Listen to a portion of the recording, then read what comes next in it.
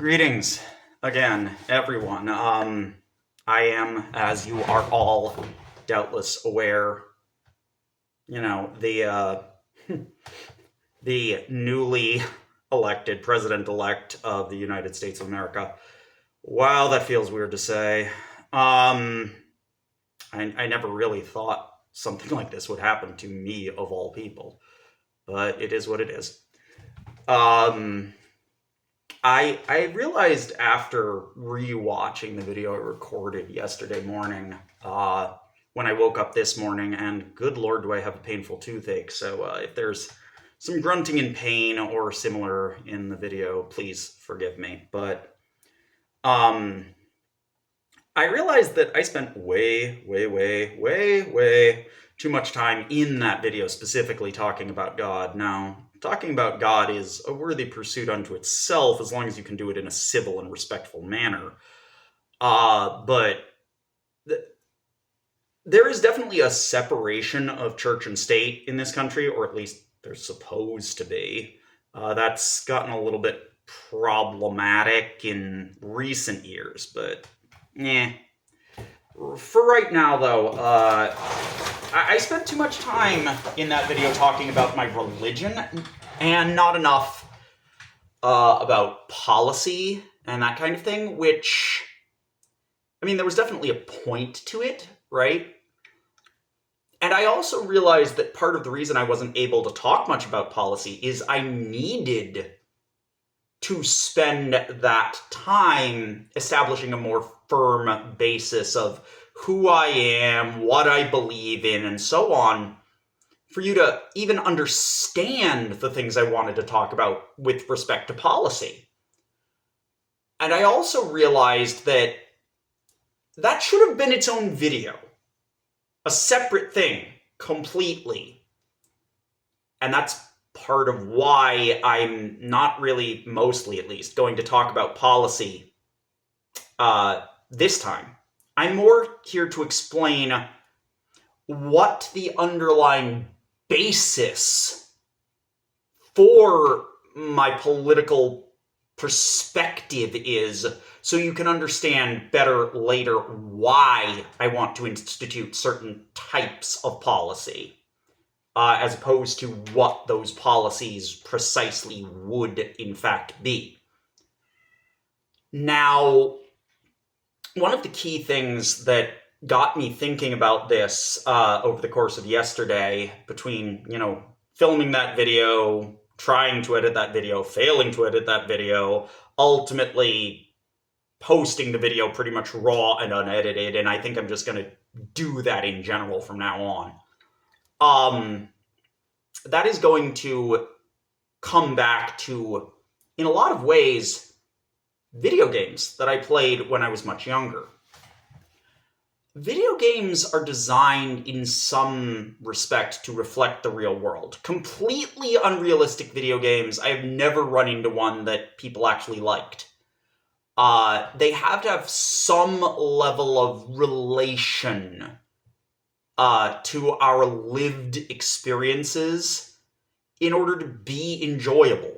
Now, some of them are very unrealistic, certainly, looking at you, Cookie Crush, Candy Crush, Merge Garden, Dragonscapes, whatever the heck. All of those little mobile games tend to be extremely unrealistic. But they have an element of realism.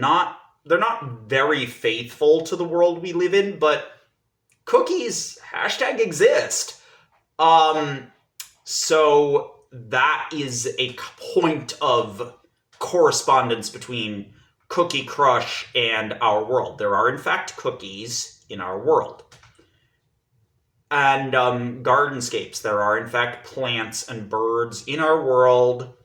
Merge Mansion, there have been, at least, somewhat isolated old movie stars that were big names back in the day, but now in their elderly years have become pretty much hermits living in filth.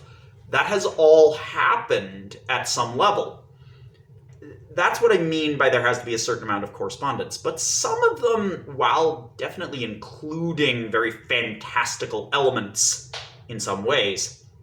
Others are much more grounded in terms of the social interactions between the characters in those games being much more human compared to, case in point, Candy Crush again. Candy Crush, Cookie Rush, whatever you want to call it. I think those are actually completely separate and unrelated games. One of them, I think, is a Disney property that's a racing game that never fully really got made as an actual thing. But anyway. But the game I'm talking about, the main central game I'm talking about, is a little game not very widely known except among the real enthusiasts of a specific genre. And as Commander-in-Chief, I am going to have the words from the video of one of the secret projects, quote-unquote, in that game carved into the front door of every single school in the Union. These are not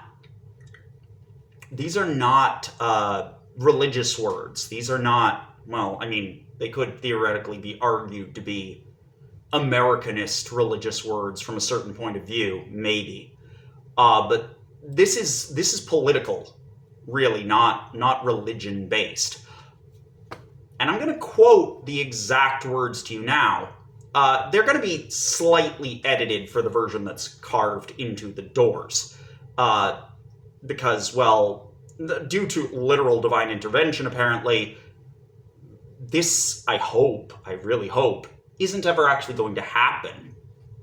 But this is the words from the planetary data links, I think, in the video game Alpha Centauri by Sid Meier and Brian Reynolds. As the Americans learned so painfully in Earth's final century, free flow of information is the only safeguard against tyranny.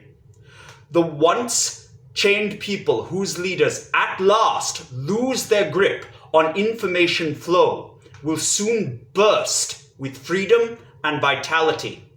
But the once free people restricting its grip on public discourse has begun its rapid slide into despotism. Beware of he who would deny you access to information, for in his heart he dreams himself your master. Commissioner Previn Lal, UN Declaration of Rights. Truer words have never been spoken in any video game you care to name, not once. That is fact. That is real. That is what actually occurs. The tyrants will always and eternally try to deny you access to information that they deem is unfit for your ability to comprehend or dangerous to their continued rule. I have no intention of doing that. If at all possible, I plan to get Congress to pass some kind of law or something that literally outlaws banned book lists. Just flat out, no, you can't do that. You are not allowed to ban books in this country. I don't give a fuck why you think you're doing it. It is illegal. It is a felony, and you will serve time in prison. No banning books. No more banned books. One of my other key points where I take from that game, I woke up this morning very, very early, barely after 1 a.m. Well, more like 1:30, but details. I woke up with this toothache that just will not quit, and I was screaming in agony for hours in my bed. And finally, I went into my computer room, realizing that there was no freaking way I was getting back to sleep with this toothache. And I started watching videos on YouTube.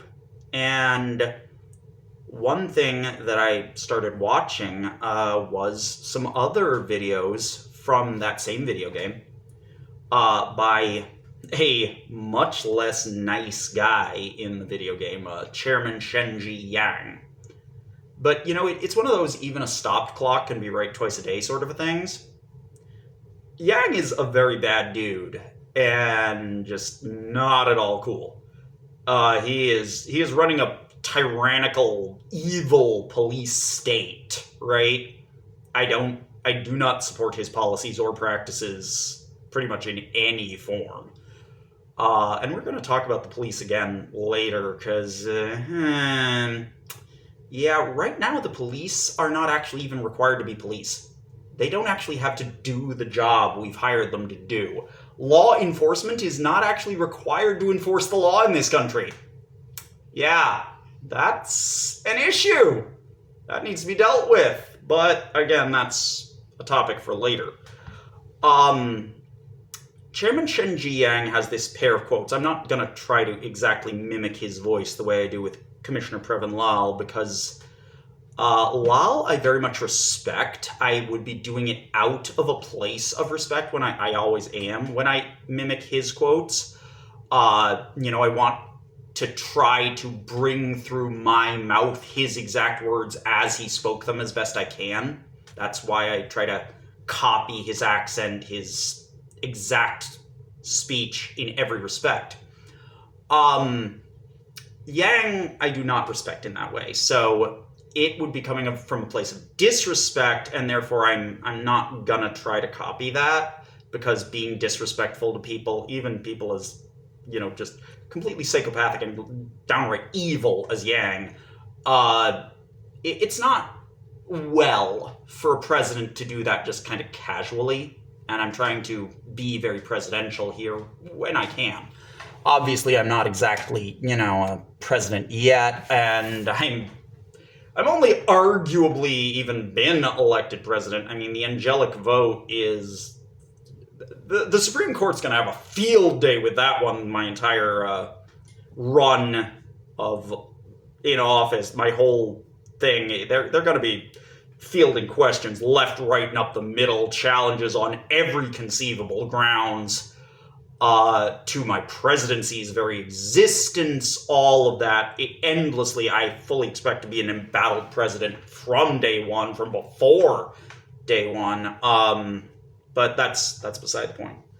These two Shenji Yang quotes. What do I care for your suffering? Pain, even agony, is only data fed to the computer of the mind. The lesson here is obvious. You have received the data, now act on it. Become master of the input, and you shall become master of the output. So that is one of the two quotes that really helped me, get control of my emotions, the amount of pain I am still in, which is even allowing me to speak to you right now with such comparative calm. In contrast to what I was feeling earlier this morning. Oh my God, was I screaming in pain. But that's something I need to control. Pain is data. Pain is information. It's sent to the computer of the mind. If you have that data, you can choose to recognize it, recognize that it's something it needs to be worked on, and yet at the same time, mind over matter, so to speak. You can just ignore that pain, or rather acknowledge that it exists, but that you can't do anything about it now. So you need to focus on what you can do rather than what you cannot do, which is fix the pain. And dental pain, I know of no painkiller in the world that responds to. So yeah, I'm just gonna be in pain today. There's no two ways about it. And the other quote, which was related to the same situation, was that I can't really quote this one directly because I haven't seen it nearly as often. It's comparatively late in the game compared to the the Hollow Theater Network secret project from Alpha Centauri. But this one's basically like, yes, learn to overcome the crass demands of flesh and bone. The needs of the body are weakness. Extend your senses outward, beyond the self of the body, to embrace the self of group and the self of greater humanity. The needs of the group and of the greater race are transcendent, and to embrace them is to achieve enlightenment. Presidents pretty much don't get to take sick days. That's something I've got to be prepared for. You do not get days off when you are president. 4 years, you are going to be quite a bit more than 9 to 5, balls to the wall, going as hard as you possibly can if you would get elected president, and I have been, so I've got to start getting ready for that. I've got to bring out at least one video every single day, addressing the nation, commenting, vlogging from a certain point of view at least, about all this stuff that I'm going through, all of these things that need to get done in this country, all my policies that I want to push, all of that stuff is, yeah. And I want to address a couple of points that I made briefly that were not entirely clear in the first video. When I made that video, which was way earlier in the day than when it posted, I was very much still in shock about what I was seeing, that my name has appeared on millions of ballots, the length and breadth of the country. And not just angels, apparently. Some people apparently went into the voting booth and kind of just meditated a little bit about who they wanted, and they heard that deep, still, small voice, which is God, speaking to them, telling them to put down my name. I'm kind of concerned on a certain level by this definite religious interference in the elections. The separation of church and state is very much in jeopardy here as a result of that, which worries the heck out of me on a number of levels. But I have to just kind of leave that aspect with God. He's intervened to preserve the separation of church and state once. There is nothing to say he won't do it again. And we've already talked about how God is not really he. That's just used for convenience because God is the entire universe as God's corporeal form. We're not going to rehash that too much today. But I just want to hammer that point home a couple more times before I let it rest, that I use he because it is the cultural normative, not because it is accurate. Okay, so let's just leave that aside at this point. For now, until the next video when it comes up again, probably. But some other things that come up from Alpha Centauri in many ways really shaped my entire outlook on the whole world. I looked around at who in that game was espousing points I agreed with, who was espousing points I disagreed with, and why. And who was saying things that, while factually accurate, were being miscontextualized to the point of implying something completely factually inaccurate. Take, as kind of a case in point, this quote from CEO Nobude K. Morgan. Human behavior is economic behavior. The particulars may vary, but the competition for limited resources remains a constant. Need as well as greed have followed us to the stars, and the rewards of wealth still await those that recognize this deep thrumming of our common pulse. Okay, yeah. I respect Morgan. As I mentioned, I do that out of a place of respect. I respect him, but I don't really agree with him on a lot of issues. Morgan makes quite a few good points. He is very committed to his ideology. He very firmly believes what he is saying. This is self-serving, but to Morgan, that is the highest proof of intelligence and calling and not only the need for and desire for, but the right to have power over others. If there was someone out there that could really genuinely beat him in business on Alpha Centauri, he would bow down before that person. There just isn't, because he is the biggest economic genius of his age. And he sees the economy as a path to power. He is an uber ultra capitalist that genuinely has drunk the capitalist Kool-Aid completely and totally. He has no reservations. He absolutely believes what he is saying the overwhelming majority of the time, at least so it appears. And for that reason, I do respect him, in spite of the fact that I disagree with almost everything he has to say and his policies, and just... I can respect a person who has completely opposed political views to me, as long as they're not a hypocrite about it. Being a hypocrite is something that even the devil cannot abide. Except apparently he totally can, because Trump is one of the biggest hypocrites you've ever seen. But let's move on from that. Trump has been defeated through, as I mentioned, literal divine intervention, thanks be to Almighty God. Because a second Trump presidency would be a nightmare that, like, every last one of us would be living in a nightmare we couldn't wake up from. And I don't like that idea, this living in a nightmare we can't wake up from kind of thing. That seems bad to me, for intuitively obvious reasons. So, obviously, I can respect people who are not hypocritical. In spite of having rabidly divergent political views from me, I can respect that. I can say, okay, yeah, you're being honest, you are expressing the truth as you perceive it. Now, there's a difference between perceived truth and absolute truth. I don't claim that I am capable of perceiving absolute truth.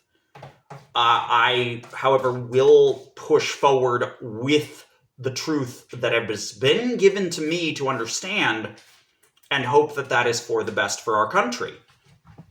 And my truth is, in many ways, a very scientifically based truth. And that actually is one of the other reasons that I respect certain leaders in that game more than others. For example, Commissioner Prokhor Zaharov is the head of the university in Alpha Centauri, the university faction, the hyper-intellectual elite faction. Those guys are shown to be extremely hypocritical in the game, and I really don't respect a lot of his positions as a result of that. But again, even so, there are, a stopped clock can be right twice a day kind of things, where he makes some good points at various times. Similarly, Sister Miriam of the Believers, she is similar to Morgan. I disagree with her strongly on a wide range of issues, but she believes what she's saying. She is genuine, she is sincere, even though she is a complete religious wackaloon. She is genuine, she is sincere, she really believes what she's saying, she is honest about her positions, and I respect that. Again, another person that I disagree with a lot less than Miriam or Yang, but I do disagree with her a lot of the time, is Colonel Corazon Santiago. But again, she seems to be honest, upright, honorable. She believes what she's saying. She walks the walk. She doesn't just talk the talk. And so I have respect for her, less so than Miriam, because she does seem to be at least a little bit hypocritical in comparison to Miriam and Morgan, who are just absolute and definite in their firmness about believing what they truly do. Now, Morgan has a little bit of hypocrisy very much towards the end of the game, where he tries to corner the market. But from his point of view, the reason I see that as less hypocritical than Yang and Zahav is that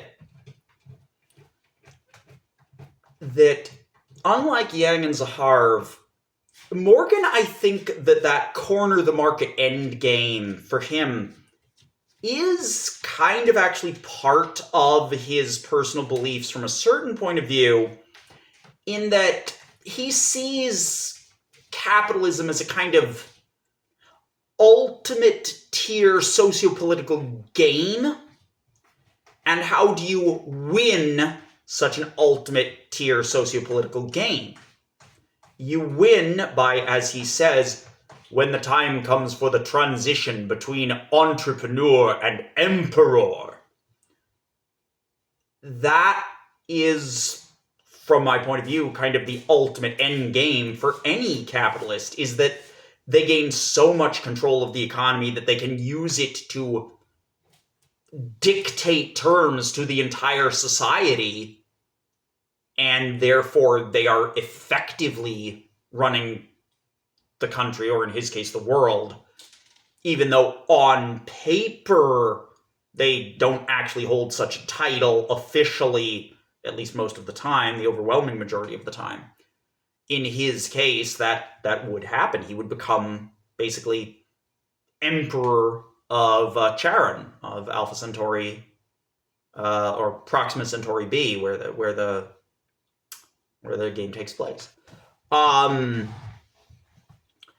That is more consistent, from my point of view, with his ideology than some of the things that Colonel Corazon Santiago says. For starters, Colonel Corazon Santiago?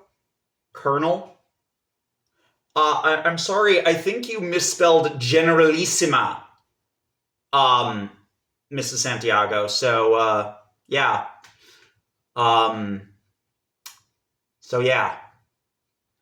But that's just one small thing that I can kind of point out right off the bat. A colonel does not run an empire. A generalissima might run an empire, and as you may have guessed, Santiago is Hispanic by ethnicity. So, I also want to talk about something else from yesterday that didn't get brought up fully, didn't get explored briefly, though. I do not believe that there are race is a funny word. It is used very differently now than in its original context in most settings, but not all. For example, in video games, they will often talk about picking your race. The same with tabletop role-playing games. They'll often talk about choosing a race, and that is closer to the original context, where races were believed to be fully separate species. This has been scientifically proven to be complete bullshit later on, but that was the original belief surrounding race as a concept. However, because of such systematic misuse, the word has diverged. It has gone in a different direction than its original meaning on quite a few different levels. And therefore, it follows from that the word kind of needs to be permanently and formally redefined. And that is something I intend to do as part of my presidency, is fully and formally, finally at last, outright split the English language. Because for the very longest time, America and England have been two great and mighty nations, respected on the world stage in both cases by many, that are in a way divided by the fault lines in their shared English language. And the divergence has grown so bad at this point that I really don't feel like Americans should even be calling American English English anymore. It is so divorced from its roots. And so, as president, one of my first executive orders early on is all forms in the United States of America will be very slightly rewritten to replace the word English in language context with American. That's it. That's all that's going to change, really, at first. American is also going to then deliberately be further diverged from English. Now, keep in mind, I am not talking about some kind of newspeak bullshit. That ain't happening. We're not going there. The spoken version of the language is going to change almost, not at all. It will remain almost perfectly identical to its present version in most respects. There are going to be a couple of small specific changes. For example, I want to bring back thee, thou, thy, and thine, because English does not have officially recognized gender-neutral pronouns, except it does. Thee, thou, thy, and thine are gender-neutral. They are not male, they are not female, they are, you are a person, I am a person. This is who we are. I am talking to thee, and thou art a person. I don't care if you are man or woman. I don't care if you are gay or straight or any of that crap. You're a human being. I am acknowledging respectfully your central tenet as a human by saying thee, because thou art human. Easy, right? That we want to bring back. But again, that's already in fairly common parlance. I mean, most people know about it. They definitely consider it archaic. Fair. Fine. But, as I've said, like a stop clock can be right twice a day, even if they're writing fiction, and very weird fiction at that. I am reminded of the words of H.P. Lovecraft in this context. That is not dead which can eternal lie, and in strange eons even death may die. Okay, so yeah, we bring back thee, thou, thy, and thine because we have need for that kind of language. A gender-neutral, widely accepted, commonly known, not getting argued about per se, gender-neutral set of pronouns. Now, right now, those are exclusively, pronouns that are used by a person addressing another person who is physically present in that situation. I don't know if that's first or second person. I'm not a linguist, let alone a forensic linguist. But that can also be redefined, because it kind of needs to be, in this transition away from English and over to American as a separate and distinct language. Lots of words in American, they are already spelled differently, and that's going to get a lot bigger, and I'll talk about how that's going to happen here in a minute. But the spelling differences are going to become massive compared to English very, very fast once we transfer to American as the official language of the country. Again, keep in mind, the spoken version of the language is going to have minimal changes. Almost none of them, in fact. You won't be talking about double plus good or some bullshit. No, that's not happening. We're going to have words like great. We're going to have the greatest words, the best words, the most amazing and astounding words, all the words. We're even going to grab more words, because one thing that American English is very good at and excels at is if some other language has a word for something that we just don't have a word for that yet at all. There's no English word that works to take that other word's place. We'll just yoink that word and add it to English and be like, what? You should be flattered. Now, we're going to do that that is one of the big things that's going to change here. I've already talked a little bit about it, but let's get down into the nitty-gritty. The spellings of the words are going to change radically. All the words are going to get respelled so that they make sense the way they're actually pronounced. Okay? All the street signs for Livière Noire in Detroit, which the locals call liver noise, no.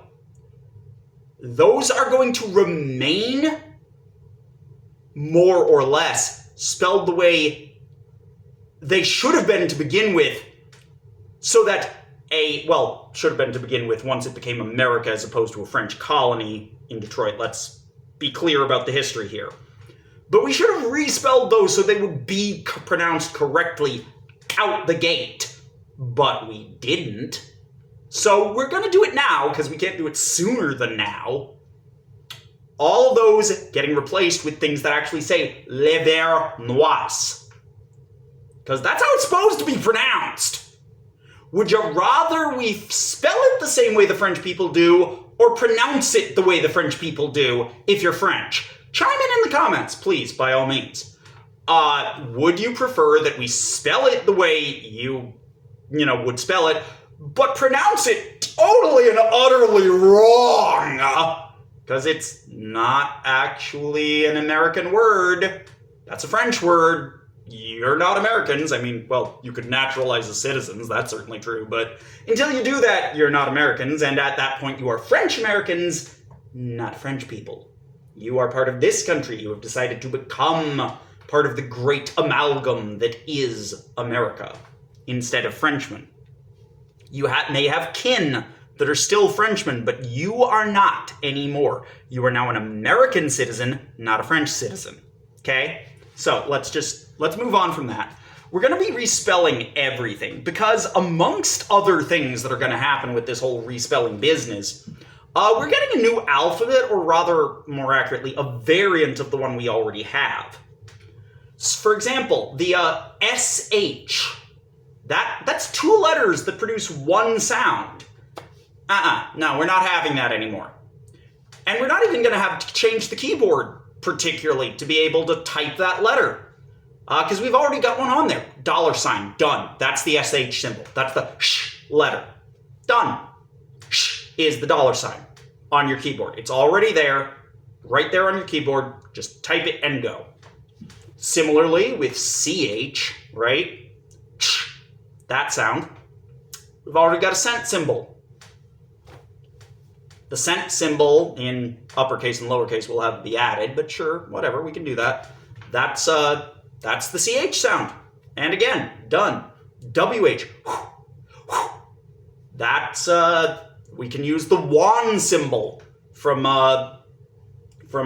Korea. South Korea's won. Paste and go. Easy peasy, lemon squeezy, no muss, no fuss, no trouble for us. Are we going to be enforcing people to write in this new language? Yes, but also no. What you do in the privacy of your own homes, I don't care. Continue writing your novels in old American English. This is not newspeak. Again, you are not required to use it except on government documents. For government documents, it will be required.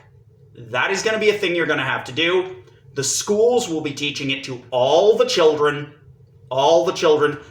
Don't care what languages you speak at home. You can talk in Chinese, Lakota. I encourage you all to talk in Lakota at home, or whatever the language of the Native American group that lived in your area before colonialism happened is. Please, by all means, I would strongly encourage every American to learn at least one other language. And if you are only going to learn one other language, learn the language spoken by the Native Americans, if anyone still knows it, that lived in your area of the country before the dumbass Belagana showed up. Okay? You with me? Learn that language. Now, I personally only really speak American. And I kind of low-key hate that. It bothers me. I wanted to learn like a half dozen languages when I was young. Never managed it. Never managed to learn a single other language. Really kind of hate that. But being autistic, Sukareva syndrome, let's be honest. Having Sukareva syndrome, it's an autism spectrum disorder. Or it's considered so now anyway. I am not really capable of learning any new languages. Almost no one who has this particular syndrome is. After they turn about 7 years old, it's a done deal. That door is closed. We are never going to learn any language successfully that is not our mother tongue. If you have Sukareva syndrome, it's almost impossible. I am sure someone somewhere with a very mild case has managed to, by brute force, pull it off. But I'm not one of them. I wish I were. I'm going to require translators whenever I talk to any major world leader outside the United States. In a related note, China. Hey there, China. Current premier or president or whoever's running the Communist Party of China at the moment. I know you've been having a little bit of a socio-political shuffle over there past couple of months. Not sure who's really in charge. I'm sure my advisors will bring us up to speed. We need to have a chat about your relationships with Taiwan and what's that other one? Hong Kong. Yeah. Taiwan and Hong Kong, we've got to have a chat about how you guys are interacting over there. I mean, look, we get it, right? Maintaining socioeconomic stability with an emphasis on the society part is a big portion of your whole platform, your whole culture, your whole everything. And it always has been. That's very much a very Chinese thing. Stability is prized in China because you're the last of the OGs. You're the very last survivor of the original civilizations that founded themselves ex nihilo.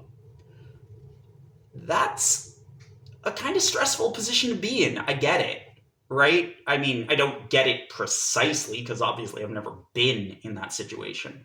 The United States is really Johnny-come-latelys on the world stage. We have disproportionate influence due to our equally disproportionate natural resources in this country, and our ability to wield that like a billy club to force our agenda on the rest of the world, which is not necessarily a good thing, but it is what it is. So, yeah, hey, China, we need to have a talk about Taiwan and Hong Kong and how things are going there. The Cantonese language is not the same as Mandarin. It has entire characters that Mandarin just doesn't possess for concepts Mandarin does not consider important. And losing that level of diversity as a way of trying to achieve unity, you don't need to. You really don't need to. You can have Cantonese as a subsidiary, secondary, recognized language for Hong Kong without sacrificing national unity. And since that's kind of America's bag, bringing together disparate groups that otherwise might not always see eye to eye, into a singular nation, e pluribus unum, from many, one. We can definitely give you some pro tips on how to pull that off. Now, admittedly, America hasn't been doing that great with that lately, but isn't that kind of my whole presidency's point in this case, to restore unity where it has been lost? I see no reason as president that I can't extend that aid over to you guys. So, talk to me, get back to me about it. We'll have a chat. We'll see what's going on. More specifically with regards to Taiwan as opposed to, Hong Kong. Um, they're very much again this whole one party thing, and I'm pretty much again it too. But here's the thing, China. I mean, look, you guys are communists, you want to be communists, that's fine, right? I respect that. Trying to make communism work is a really Herculean task. The Soviet Union already imploded over the attempt, and you guys seem to be doing better, from a certain point of view at least. And this, communism with Chinese characteristics thing, it's a little bit weasel wordy, but I understand, because old school original communism, Marxism, was created over 100 years ago, almost 200 at this point. That's quite a remove to still be trying to run a modern country on something that ancient. You've got to update. You've got to adapt with the times. You've got to roll with the punches. So I get the whole communism with Chinese characteristics aspect of things, where you're kind of moving away from the original version of communism because it's incredibly outdated and wouldn't serve particularly well, at least not necessarily, in modern times. Okay, fair, fine. But bringing in capitalism, I just don't know about that. That seems pretty antithetical to the central, foundational, basic ideas behind the entire communist concept in ways I'm really not sure about. You need to, I think, take a hard look at whether or not communism at all is going to be able to survive integrating capitalism the way you have been, or if it's going to become a corrosive, corruptive influence within a communist state if you allow any version of that at all. You really need to look at that. You need to have a very serious, open, and frank conversation, not just among the party, but among the people of the country in general, about how much pulling in from these capitalist ideas is hurting your central communist values. Now, I cannot answer that question for you. I'm not even going to try, because I'm not you. I am not president of China. I'm not even a Chinese. So obviously I'm not president of China. Although, allowing some degree of immigration might be a good idea, but it might not. That's, again, a conversation you guys have to have among yourselves. I can't really weigh in on that one per se. Just, I'm saying you should at least think about it. Not come to any firm conclusions from outside, but I am saying you should think about it.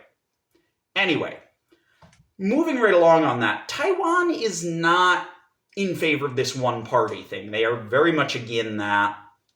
And original communism, one of the things I think you definitely can pull back in maybe from original communism is the idea of a democratic communism. Original communism was supposed to be a democracy. This one-party thing, that's a later addition that I'm not sure is serving you well here. Taiwan, if you, completely backed off on the one-party thing, might be willing to come on board without any shots being fired. Maybe. I don't know. I can't speak for them either, any more than I can for you. But it's an option I think you both should talk about. You should explore it. Yes, you're both one country. You're both China. But which China? A different group of people are administering Taiwan with radically different values from mainland China, and to a lesser degree, that's also happening in Hong Kong, although it's being very aggressively suppressed, so I hear. You really need to have a conversation about, the will of the people strong in command, and how true or not true that really is over there right now. Is the will of the people strong in command in China right now? Are the people getting what they need from their government? I don't know. I'm not Chinese. But it's a conversation you need to have. Any government that completely stops serving the will of its people will eventually be replaced. As I said, the people will not long be suppressible, let alone suppressed. And something else you've really got to consider over there, China, regarding this same issue. The empire long divided must unite. The empire long united must divide. Which way are you heading, and why? That's an important conversation you definitely need to have too. And how much is it going to divide? Say you choose, in order to preserve the physical empire of China, to break up the monolith of the Communist Party. You don't even have to stop being communists. You definitely don't have to stop being communists, because there are more than enough different versions of communism out there in the world today. I mean, if you look at their philosophical underpinnings, less so than their practical executions. There are more than enough different variants of communism out there that you could have dozens of competing with each other in a discourse as divergent viewpoints on communism itself. Communist parties inside China. Not one single party, but a dozen different parties. Yes, they're all communists, but each of them has a slightly different perspective on how to finish the transition from, the dictatorship of the proletariat over to full, actualized, realized communism. That's something you could definitely do, and personally, and keep in mind I'm not Chinese, I am a foreign leader from a country which has had its own problems with a lack of political diversity in recent years. Speaking from that perspective of we've been in this situation already, I really think you kind of need to steer yourselves away from those same shoals that we just barely avoided wrecking on by literal divine intervention a few days ago. If a two-party system is too few for a democracy, and you have long declared on the world stage that you are in point of fact a democracy, I think a one-party system is even worse. You need to diversify the thoughts going through the heads of your people and that are allowed to publicly be expressed by your people, at least a little bit. Now, keep in mind, I'm saying this as a foreign leader, and I may not know China as well as I think I know China. I'm not Chinese. But I do know America, and I do know a lot of Chinese Americans, and one thing that consistently gets brought up when they come to this country and don't want to go home is that, for whatever reason, is that they feel stifled in their political discourse at home. Now, okay, stifling antisocial discourse is necessary to preserving a society at least a little bit, right? That's fair. Now, a very small bit, right? Especially in a more democratic society like here in the United States. We do have laws on the books about, if there isn't a fire in the theater and it's crowded and there's a whole bunch of people that might trample each other, you're not allowed to scream fire in that situation. It's not a good idea. It's a really, really bad idea. That's going to get somebody killed. On the other hand, though, if the theater is on fire, you probably still shouldn't just scream fire, but you should definitely be like, people please begin to exit the theater. It appears that part of the building has caught a blaze, and if you do not proceed in a calm and orderly fashion to the exits, you may be severely injured. Yeah, that's fair. No, you kind of got to do that, and people are saying when they come to this country that that's not something they're really allowed to do in China a lot of the time, like on political issues as opposed to like literally fires in theaters. I think you need to have a conversation about that aspect too. How much political dissent is necessary and healthy versus how much suppressing political dissent becomes unhealthy and destructive. I don't know where that line precisely needs to be drawn, but I'm fairly confident you guys have verged a little bit onto the unhealthy side of things. Now, I'm not trying to lecture you about your own country. I'm offering some free advice from the future leader of another major world power, okay? And you know what they say about free advice. It's worth every cent you pay for it. But I would at least take all of the things I've said under consideration if I were in your position. So there you go. Now we're getting close to the hour. You know, I like to keep these things roughly an hour long. It may go a second or two shy. It may be a second or three over. That's fine. But, you know, let me close out here. I've really been talking about philosophical basis, doing a little bit of preliminary diplomacy. I tend to ramble. You may have noticed my thoughts just flit from one topic to another, a little bit of free association theater sort of a thing. And that's something that anyone who wants to join my future presidential managerial team, you know, the cabinet and so on, that's something they're going to have to tackle, is that I do tend to ramble. I do tend to natter on a little bit. But everything I say, I pretty much genuinely believe this. I am firm in my convictions. I am specific in the things I want to see done. A lot of the time I have trouble expressing that in a concise, coherent way. That's a major thing I'm going to have to work on being president. But that's a core part of my values, is that, yeah, I'm not a normal person. I'm a weirdo. But that's not bad. It's kind of like a little bit, just a touch, Wreck-It Ralph.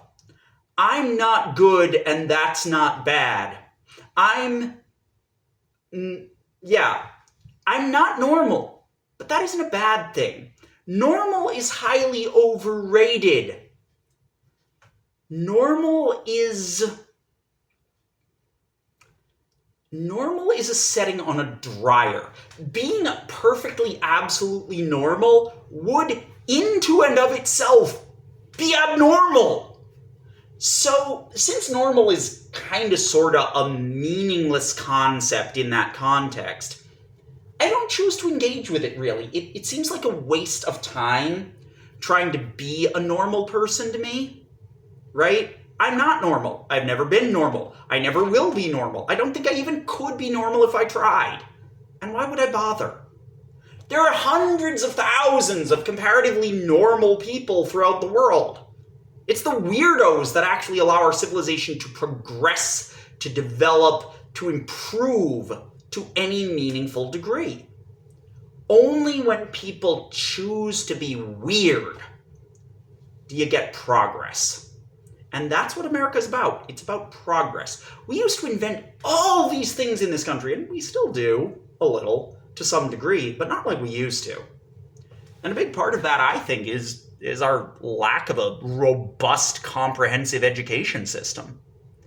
We have gotten obsessed with trying to measure standardized metrics for children's academic accomplishments, and all that's proven to everybody is that it doesn't work. You can't actually measure that stuff until decades after the fact. Every generation since like the 70s has gotten a little bit worse off, and it was right around the 70s that all this standardized testing came in. How much more are we going to throw good children's education after bad children's education? We have a chance to create one of the most inquisitive, intelligent generations of children that could really drive this country's progress. But to do it, honestly, what we have to do is not move forward with our present direction, but rather pull a bootlegger's reverse on how we handle education in this country. Focus less on teaching facts and figures and things that are testable by eliminating testing to a very large degree, and go back instead to just trying to teach them how to learn as such. We have to teach our children not what to know, but how to know things at all.